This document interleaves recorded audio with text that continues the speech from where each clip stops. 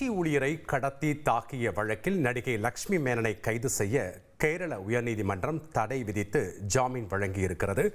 கூடுதல் விவரங்களோடு இணைகிறார் செய்தியாளர் ஆறுமுக பிரசாத். வணக்கம் ஆறுமுக பிரசாத். இந்த விவகாரத்தின் முழு பின்னணி என்ன? கேரள உயர்நீதிமன்றம் என்னென்ன நிபந்தனைகளை விதித்திருக்கிறது? விவரங்கள். வணக்கம். கேரள மாநிலம் கொச்சியில் ஒரு தனியார் மதுபான பாரில் மது குடித்துக் கொண்டிருந்த இரண்டு தரப்பினருக்கிடையே பிரச்சனை ஏற்பட்டது.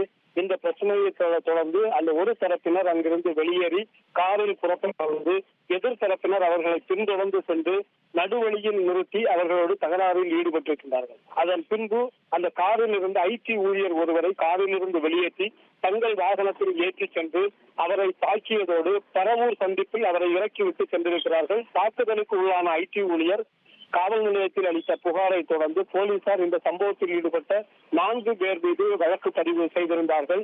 அதில் 3வது பிரதியாக தமிழகத்தில் பிரபலமான அந்த கும்கி, சுந்தரபாண்டியன் உள்ளிட்ட தமிழ் திரைப்படங்களிலும் மலையாள திரைப்படங்களிலும் நடித்த எர்ணாகுளம் அருகே திருப்பணித்துறை பகுதியைச் சேர்ந்த லட்சுமி மேனன் என்பவர் 3வது பிரதியாக சேர்க்கப்பட்டிருந்தார். 4 பேர் மீது வழக்கு பதிவு செய்த நிலையில் லட்சுமி மேனனை தவிர 3 பேர் போலீசாரால் கைது செய்யப்பட்டார்கள். தொடர்ந்து நடிகை லட்சுமி மேனனை போலீசார் தேடி வந்தார்கள். இதற்கிடையே இந்த காரை வழிமறித்து லட்சுமி மேனன் உள்ளிட்ட 4 பேரும் அந்த காரில் இருந்தவர்களோடு தகராறில் ஈடுபடுகின்ற அந்த வீடியோ காட்சியும் வெளியாகி இருந்தது. இந்த காட்சிகளையும் கைப்பற்றி போலீசார் விசாரணை நடத்தி வந்த நிலையில் இந்த தனக்கு முன்ஜாமீன் கேட்டு லட்சுமி மேனன் தரப்பிலிருந்து கேரள உயர்நீதிமன்றத்தில் மனு தாக்கல் செய்யப்பட்டு அது இன்று விசாரணை மேற்கொள்ளப்பட்டிருக்கிறது. அந்த மனுவின் விசாரணையை தொடர்ந்து கேரள உயர்நீதிமன்றம் லட்சுமி மேனனை தற்போது அவரை கைது செய்வதற்கு தடை விதித்திருக்கின்றது.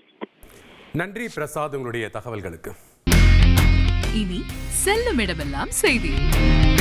தந்தை டிவியின் வாட்ஸ்அப் சேனலை ஃபாலோ பண்ணினா செல்ல இருக்கும் இடமெல்லாம் செய்தி. இதோ QR கோட் இப்பவே ஸ்கேன் பண்ணுங்க, ஃபாலோ பண்ணுங்க.